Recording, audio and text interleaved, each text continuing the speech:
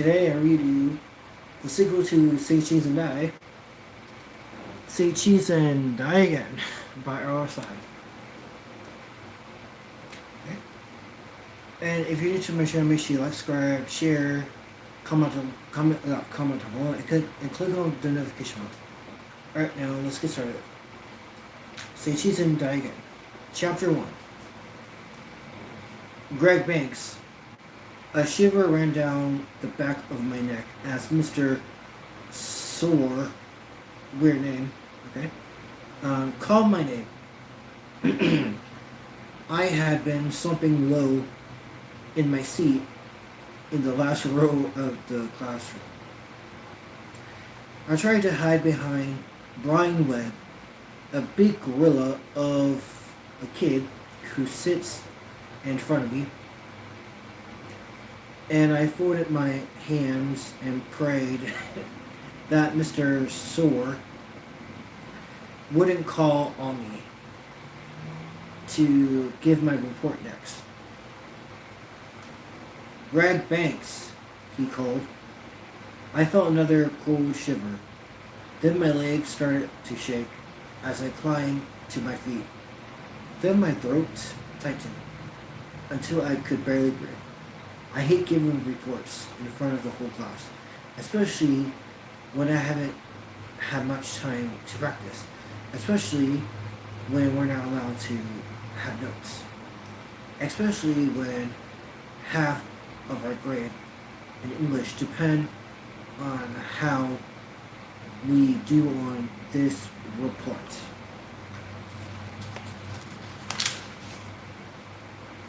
I cleared my throat and made my way up to the front of the classroom.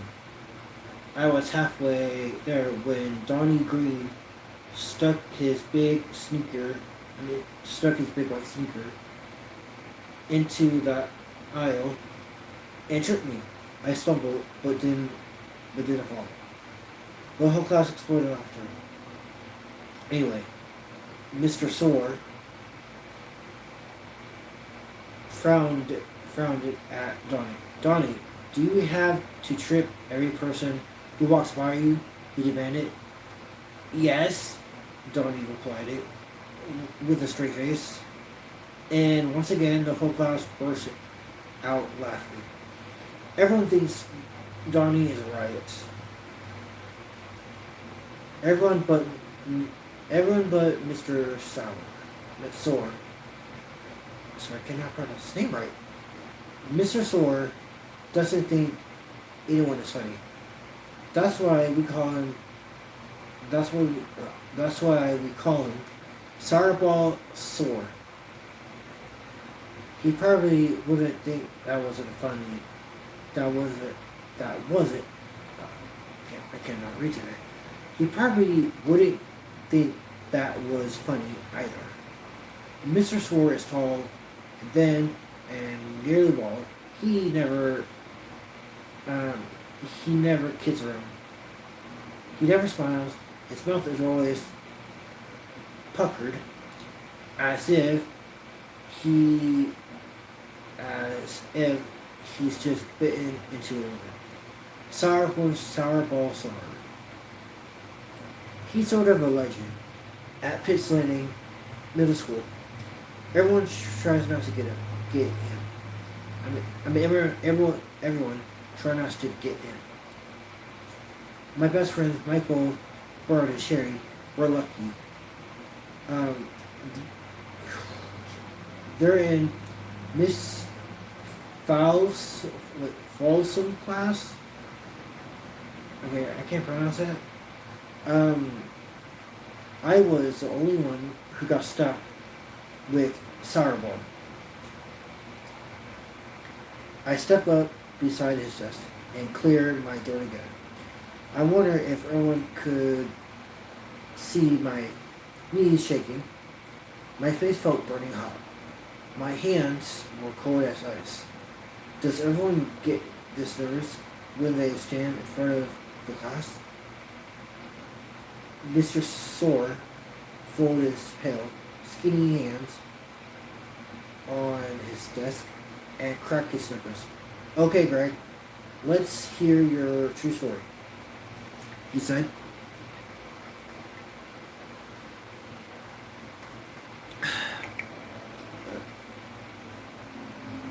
I cleared my throat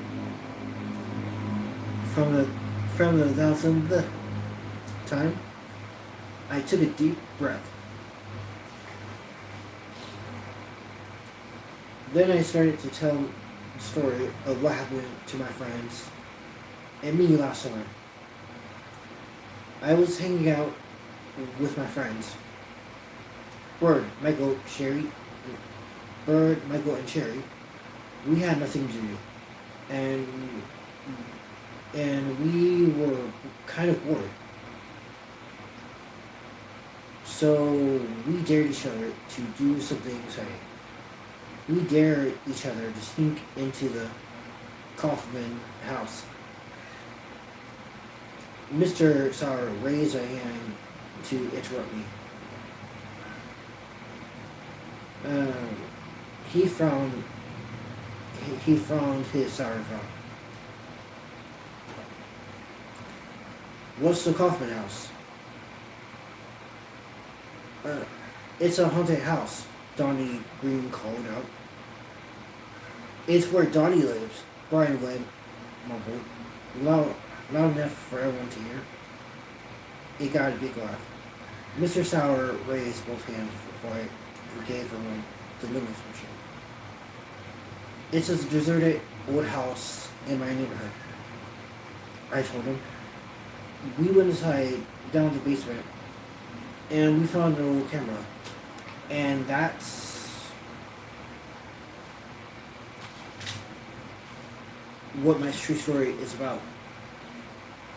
Because the camera had evil powers. Mr.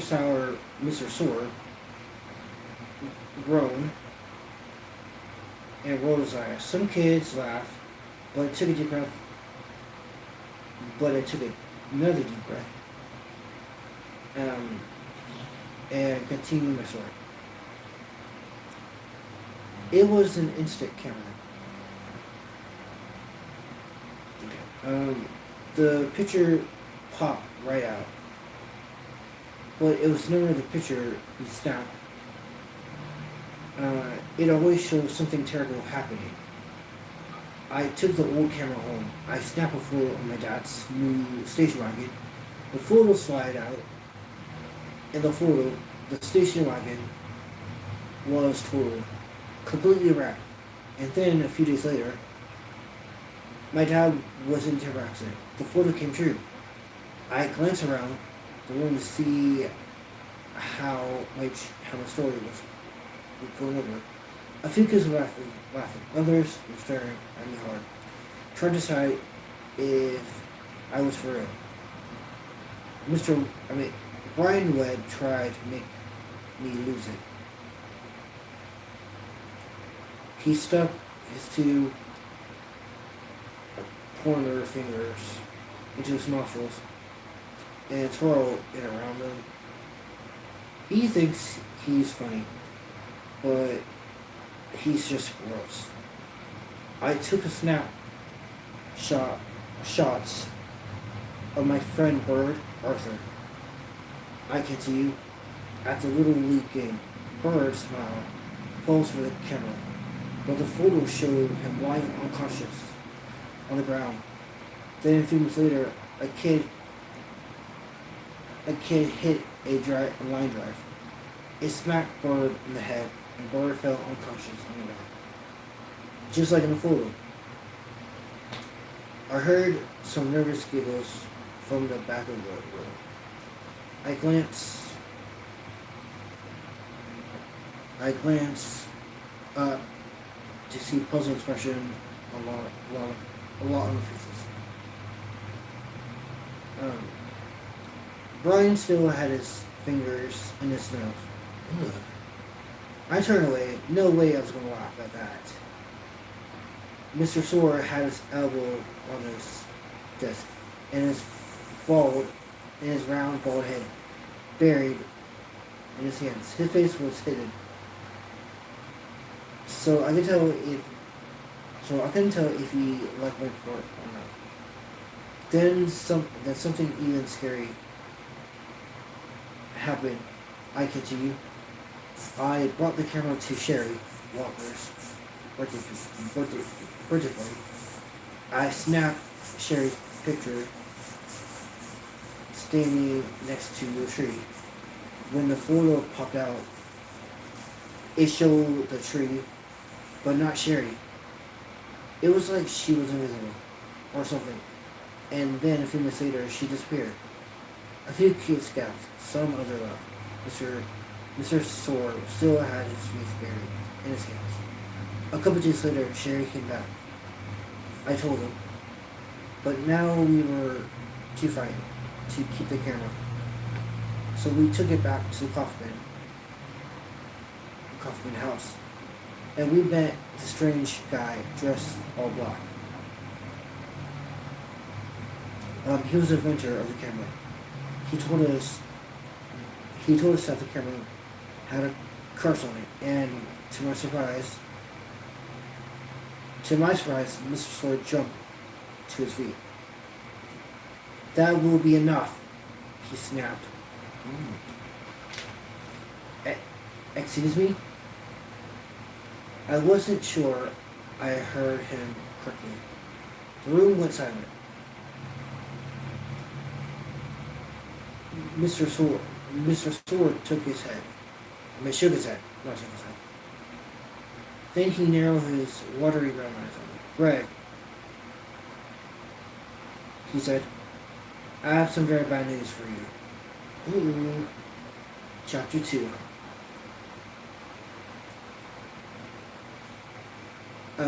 The lunch bell rang. We'll hear more reports tomorrow, Mr. Sword announced. Class dismissed.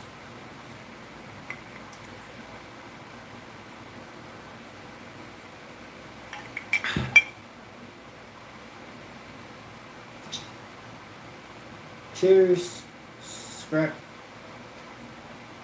the floor as everyone stood up. I watched other kids gather up their books, backpacks, and head for freedom. I had an urge to run after him, but Mr. Sword kept his eyes locked on me, holding me in place with his cold eyes. I waited until the classroom had emptied out. Then I turned to the limber-faced teacher. What's the bad news? I gritted my teeth. I'm giving you an F, Sorball said. Huh? I'm failing you on that report, Greg.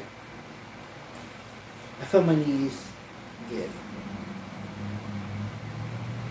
I had to grab the chalk tray to keep myself collapsing in a quivering heap before. But why? I choked out. He crossed his bony arms over the front of his yellow alligator shirt. I wish the alligator would reach up and bite me.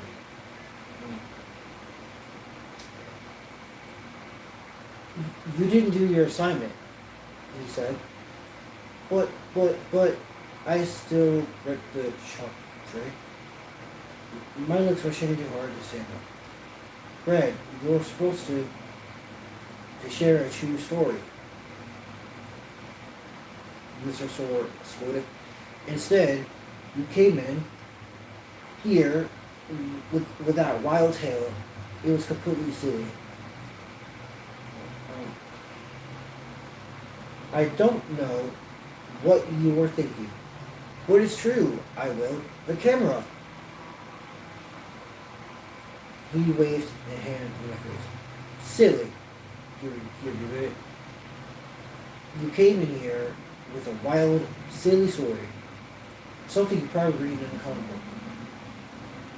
Mr. Sword, I started. I let go of the chalk tray and balled my fist into tight. and balled my hands into a tight fist. You have to believe me. The camera's real. I didn't make up the story. I took a deep breath. Then I struggled to keep my voice low and calm. You can ask my friends, I told them.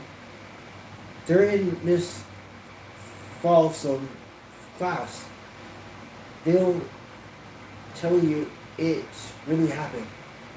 I'm sure they will, he spoke at them. I'm sure your friends will tell me whatever you want to tell them. To tell me. No, really, I protested. Mr. Sore shook his head. You didn't take the assignment seriously, Greg. You treated it like a joke, like a big joke.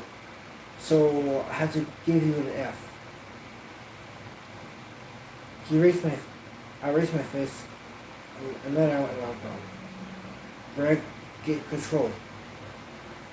I warned myself, get control. But how could I get control? The grade was so unfair. And it meant so much to me. It was a matter of life or death. Mr. Sword, you can't give me an F, I wailed. I felt like dropping to my knees and begging for mercy. You will ruin my life. He started quoting me. He didn't say a word.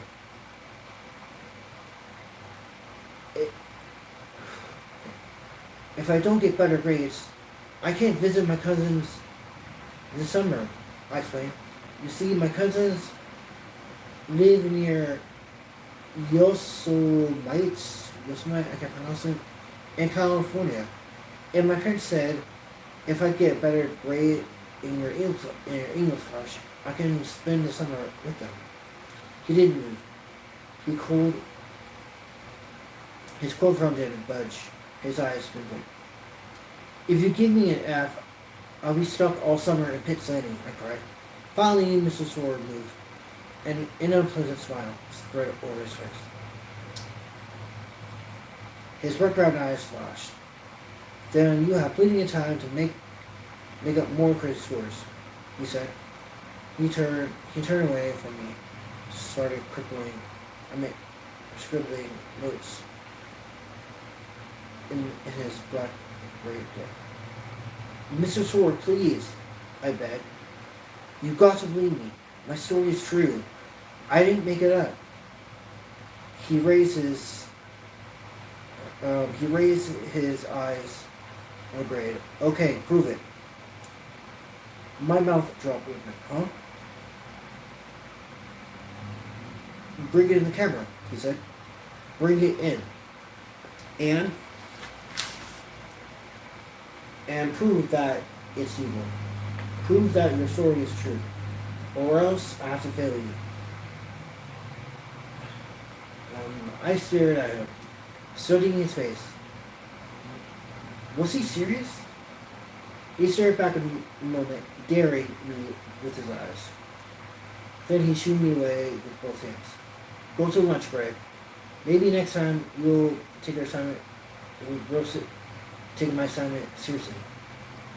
I gathered up my backpack and slung it over on my shoulder. Then I slunk out of the room, thinking hard. Could I go back to that creepy old house and dig out that camera? No way. The camera was too dangerous, too frightening, too evil. But I need a good grade. I need it desperately. What should I do? Chapter 3. I found my friends at our usual table in the corner in the lunchroom. I dropped my tray down with a sigh. Spilled half of my drink. Half my drink. Greg. Here we go! What's your problem? Bird looked up from his sandwich. He had egg salad all over his chin and cheek. Can't even eat straight. Are you eating? Are you eating that sandwich or wearing it? Sherry asked him. Excuse me? Bert didn't understand. Michael inflated his brown paper bag, sandwich bag, and popped it between his hands. Then he crushed the chocolate milk carton flat.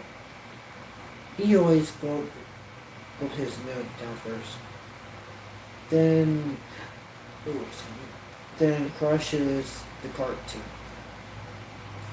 We're not sure why. Michael is a little weird.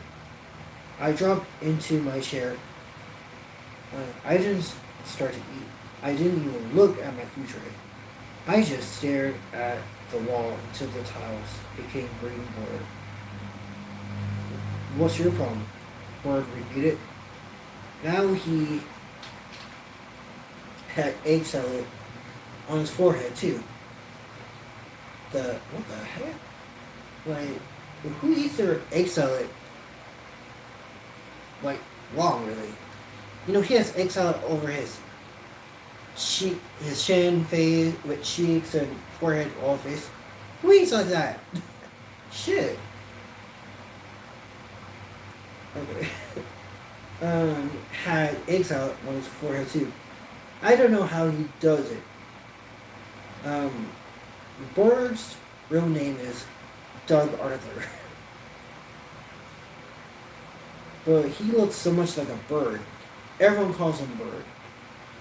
Even his parents. He has small bird-like brown eyes, close together, over a long beak-shaped nose, and he has a short, tough, feathery brown hair on top of his head. He's tall and thin, and sort of bobs up and down like a flamingo when he walks.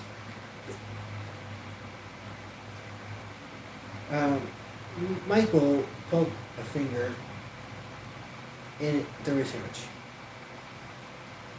He always make a hole in the center of the sandwich and eats it inside out. That's freaking weird. Bad day, Greg? For sure, I muttered. I saw it again. Sherry wore a pale blue t-shirt over faded jeans. She tossed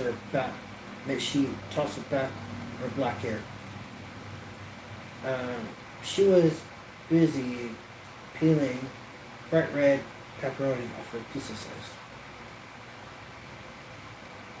Come on, Greg, spill, she urged without looking. I took a deep breath. Then I told them what happened to my English class, to me in English class. Burr dropped the sandwich on the table. Sarbo didn't believe you, he cried. He slapped his forehead. When he pulled his hand away, his fingers were smeared in egg salad. Wow, somebody gave him a napkin. Well, we could all go tell him it's true. Sherry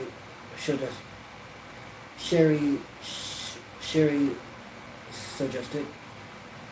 I shook my head. He won't believe you either. I moaned. But we all saw it, Michael protested. We all know it's true. Yeah, it's 4 against 1. Bird added. He was wiping extra. Bird added. He was wiping extra off the front of his shirt. What the hell? He has egg salad. Now he has egg salad in front of his shirt. Like, how does he eat?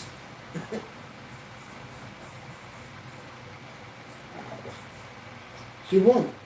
I, officer, okay. He will have to leave us. He won't, I signed. You know Sourбall. He said I had to bring in the camera and prove to him that it's evil. But you can't. Michael and Sherry cried together. I glanced over their shoulders. Brian and Donnie were grinning at me from the next table. Brian and Donnie are the two biggest guys at Pitt's Landing Middle School. We call them Sumo 1 and Sumo 2 because they're both shaped a little like sumo wrestlers. Of course, no one has ever called them Sumo 1 and Sumo 2 to their faces. Then, when Donnie and get angry, they sit on kids and squish them like bugs.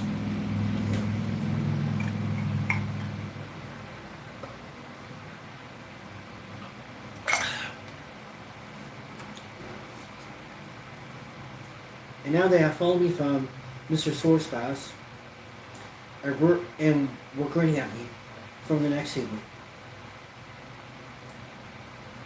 When they saw me watching, they formed a little square cameras with their fingers and raised them in front of their eyes. Click, click, Brian called. I've got a evil camera here. Say cheese, Donnie shouted. Say cheese and die. Ha ha ha ha. Click, click, click. They click their air cameras. Watch the birdie, Donnie cried. Watch the birdie. Watch the bird brain. Brian yelled. They both tossed back their heads and laughed. Like lunatics, slapping each other high fives. Funny, guys, I said. Rolling my eyes, real funny. You two should do stand up, stand up. Michael told him.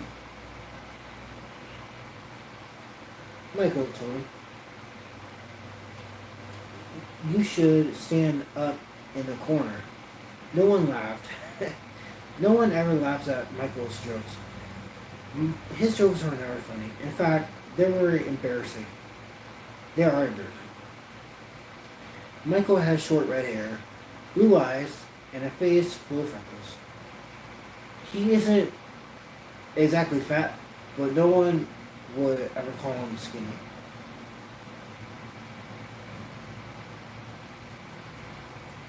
Sound like him. Yeah.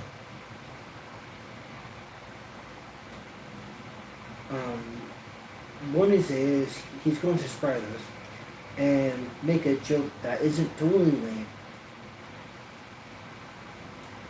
But I was in no mood for jokes.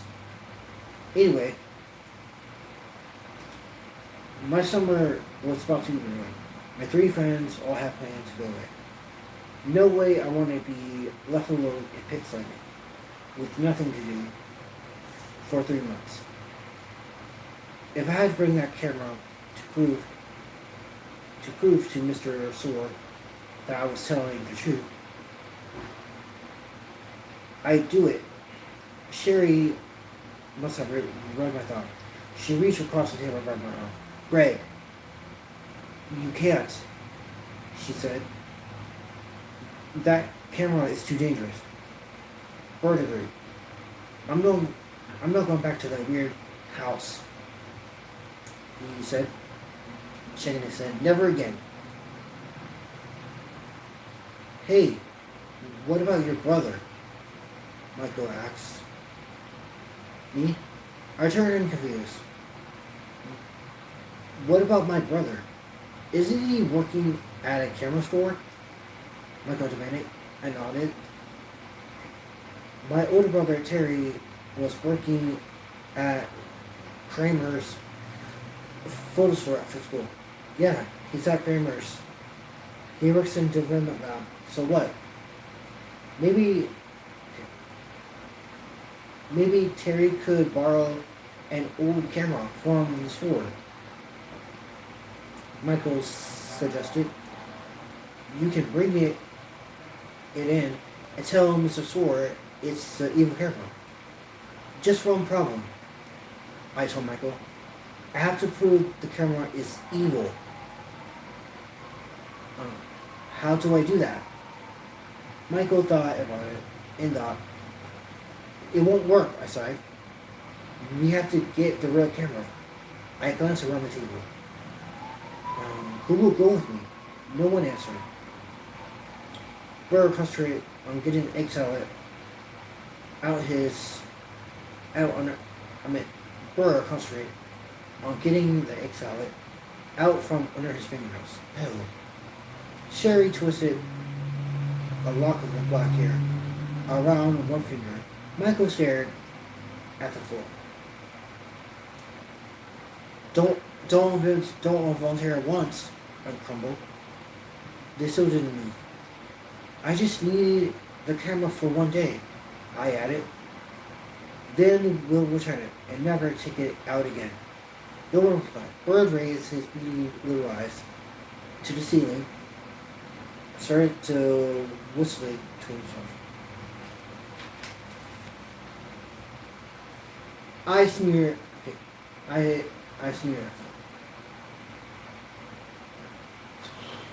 at him. Okay, wimps. I'll go by myself. Don't do it, Sherry mourned. Not even for a day. Something terrible will happen. I know it will. If only I listened to her. Chapter 4.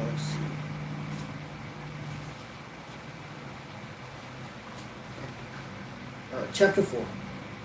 The rest of the day, I barely heard a word anyone said. I think I had spelling quiz. I think we had volleyball in gym. I think someone slammed the ball onto my head. Did it hurt? Did I have to leave the gym for a while? I really don't remember. In music class, Miss Jake caught me staring out the window. Dazed, look at my face. She thought it was a volleyball accident. She wanted to send me to the nurse. When I explained that I was okay, I told her I wasn't hurt. I was only daydreaming. I can't explain that I was thinking hard. Thinking about the evil camera. Hiding away in the coffin house. Think about how I was going to sneak out after dinner. Ride my bike up the hill to the deserted old house. Creep down to the basement. And pull the camera from its hiding place in the floor. I'm going to prove the camera is evil. Sourdough. I'm going to prove you're wrong and unfair. I thought bitterly. I'm going to prove it to Brian and Donnie and all the other kids who laughed at my story. I'm going to get an A for my report, not an F. I thought about it all now. I thought about Sherry, Michael, and Bird. I didn't blame my friends for being scared. I was scared too. I promised myself I'd be really careful. I'll bring to school, but I won't take anyone's picture with it. I decided. Then how would I prove to Mr. Sword that the camera is evil? I thought hard. I'll take a snapshot of the empty classroom. I decided. Or maybe, or in the lunchroom, or the gym, when no one is there. As soon as Mr. Sword changed my grade to an A, I'll return the camera. I promised myself. I'll shove it back into its hiding place. and I'll never Here we take it out go. again. After school, I searched for Shiri. She lives next door, so we usually walk home together. But I didn't see her anyway. I crossed the street, kicking the bottle can. I found that out to her, thinking about my plan, thinking about the camera. I had to walk about half block when I heard was behind me. Greg, hey Greg. Two hands grabbed my shoulders and spun me out. Swing around. Brian moved back. Greg, Donnie and I went to the Kaufman house, he explained, Brandon holding me in place. We found the evil camera. Yeah, we found the evil camera. Say cheese, Donnie cried. He pointed the camera and flashed it in my face. Alright. That's it for tonight. Till next time, Chris Moore signing out. Have a good night.